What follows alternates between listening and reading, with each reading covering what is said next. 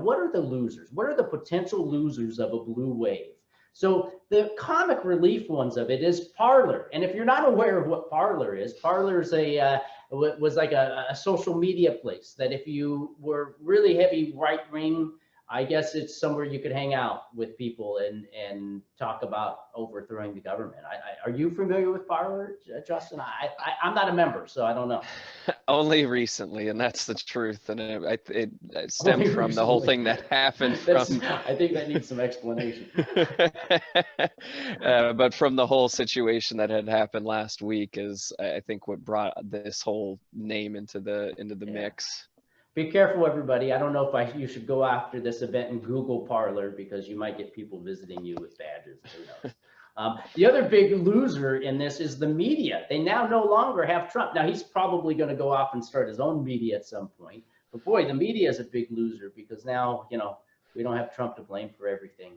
All right, so the fairly obvious losers out of the blue wave would be fossil fuels is, I think, one of the ones, the big energy companies. Now, the caveat to this could be that if there's so much stimulus that gets put into the system, there could be so much economic growth that these particular losers are really more just poor relative returners, meaning that they still do okay. They just don't do as well as the things that you may see on the left-hand side of the slide.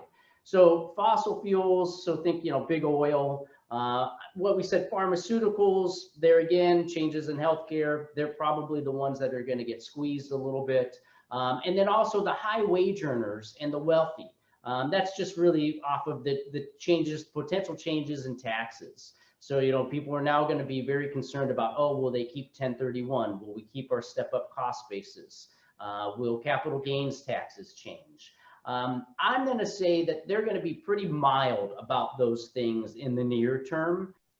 All right, so not so obvious. Big finance. So, why big finance? What could be the problem there? And there again, like I said, the caveat could be there's so much growth from the stimulus that these guys just become poor performers. They do okay, but you could be doing something better.